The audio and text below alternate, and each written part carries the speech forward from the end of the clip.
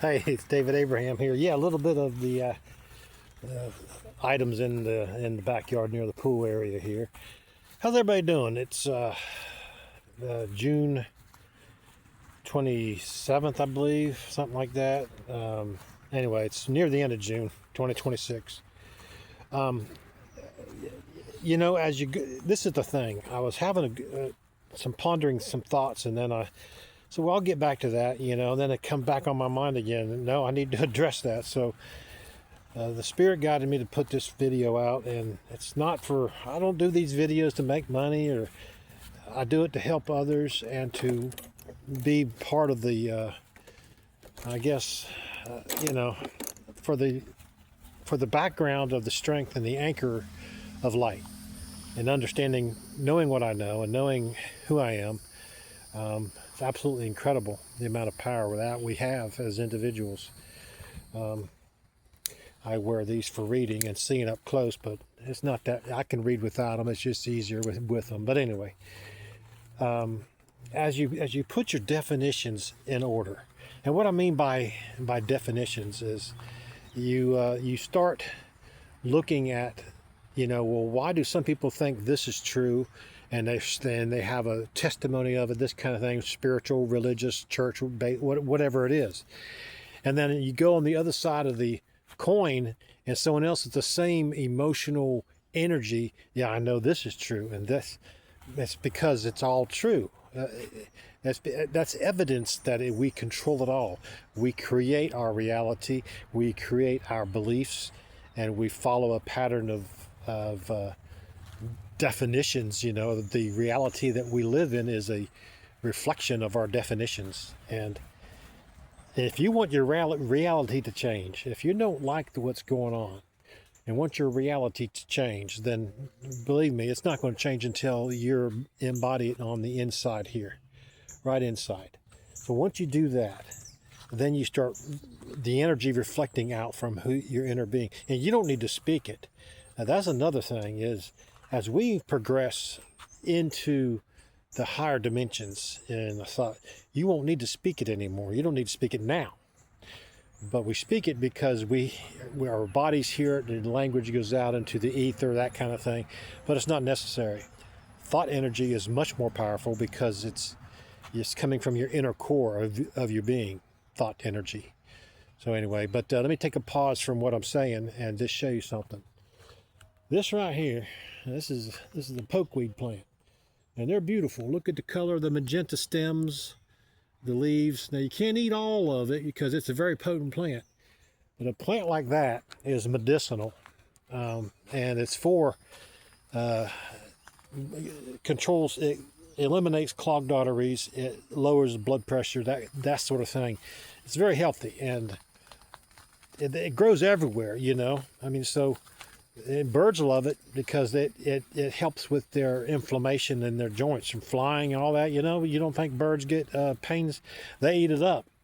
It's good food for them, and it's got nutrition to it. Sure, it does. But anyway, just want to share that thought for a minute.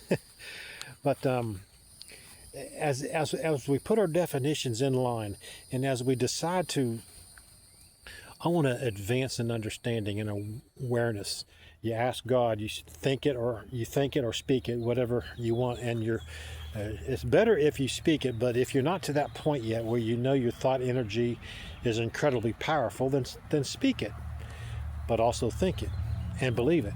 And as you do, it goes out and it's answered immediately. Now you may not see a flip or a change, but it does. It's answered immediately. You know, having all these religions, this is what I'm getting to. All these religions out here is a control mechanism, and it's run by the dark energy. They have all this control to keep your mind encapsulated so you don't know who you are. Know that you are master creators and that you are actually God. You're this aware of this much of you, okay, as God.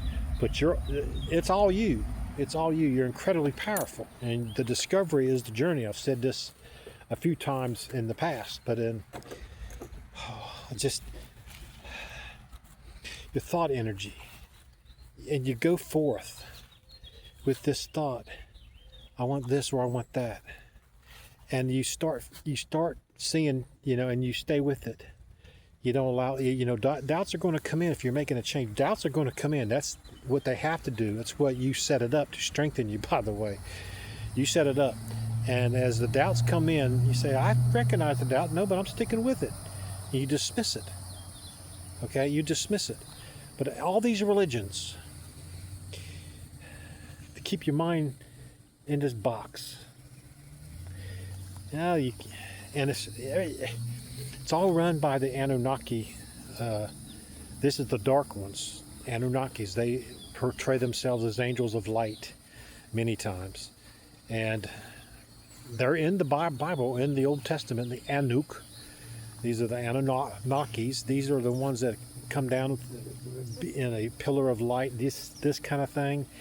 And they give you that energy and that frequency and that vibration of a feeling good energy, but they don't allow you to fully understand who you are. They withhold that frequency, and they capped off your DNA, 100,000 years ago, or whatever it is. They gave the Adam and Eve. Okay, let's just go there. There were men and there was populations on the earth before Adam and Eve came on there, because it's evidence, because once they was through the Garden of Eden and all that, then they were released into the host of men, or whatever it says, something along those lines. But anyway, the Anunnaki are the ones who are the facilitators on this planet of keeping the humans from being the full potential of who they are. So they keep coming up with these. They send down angels of light, and they're not. They're beings that look very similar to us, a little bit larger than we are, and they're from another dimension and another planetary system, not far from where we are living now here on Earth. So, going on there that. But anyway, they're the ones that are holding us back. They're the ones that are the facilitators of all these religions. All right, they generate the energy for dark beings, and they have these things written into the Bible and other writings, and they're similar from one writing to the next because the same ones are writing it. It's the same ones. It's the same ones. And there's no reason that we should not begin to question everything. Question everything I'm saying.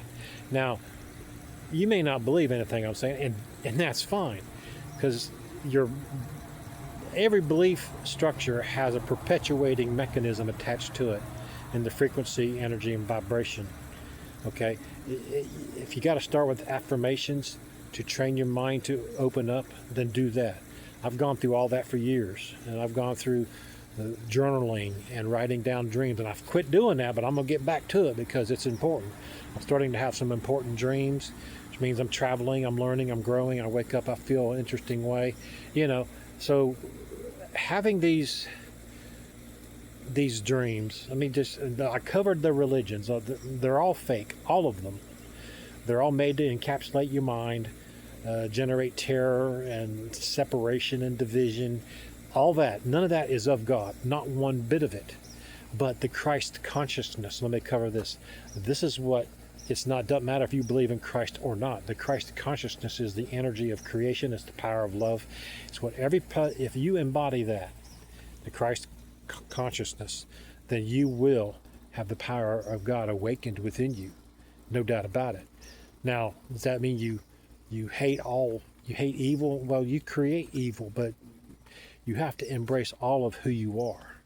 And so embracing the Christ consciousness, he was able to have compassion on, because he understood the energy, what was going on. You have to have compassion on those who are lost or who are captured in their own dark energy, and have compassion on them to allow themselves to